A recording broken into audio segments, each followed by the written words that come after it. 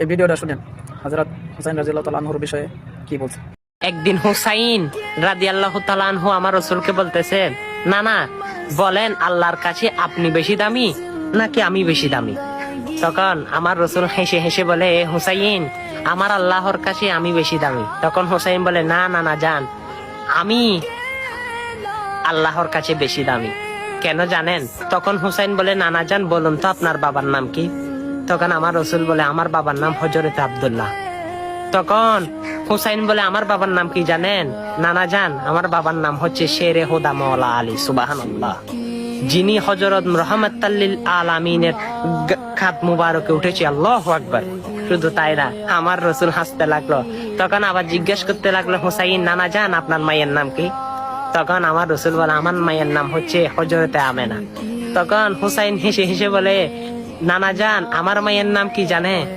যিনি হচ্ছে জান্নাতে মহিলাদের সর্দার, যিনি সর্বপ্রথম জান্নাতে সর্বমহিলা সর্বপ্রথম যিনি জান্নাতে প্রবেশ করবেন, তিনি হচ্ছে নবাব নন্দিনী মা ফাতেমাতুজ জোহরা। সুবহানাল্লাহ। তখন আমার রাসূল হাসতে লাগলো। তখন হুসাইন আবার জিজ্ঞেস করে, নানা জান, বলুন তো আপনার নানির নাম কি? তখন আমার রাসূল বলে, আমার নানির নাম হচ্ছে বাররা। তখন হুসাইন হেসে বলে, আমার নানির নাম কি জানেন? আমার নানির নাম হচ্ছে মা হাতিজাতুল কুবরা, যিনি কে আল্লাহ রাব্বুল আলামিন স্বয়ং সালাম পাঠিয়েছেন, যিনি কে আল্লাহ রাব্বুল আলামিন মৃত্যুর পর তার কবরে 3টা প্রশ্নের জবাব দিয়ে দিয়েছেন। সুবহানাল্লাহ। শুধু তাই না, তখন আমার রাসূল হাসতে লাগলো। হুসাইন বলে, নানা জান, এবার বলেন তো আপনার নানার নাম কি? তখন আমার রাসূল বলে, আমার নানার নাম হচ্ছে ওয়াহাব জোহরি। তখন হুসাইন হাসি হেসে বলে, আমার নানার নাম কি জানেন?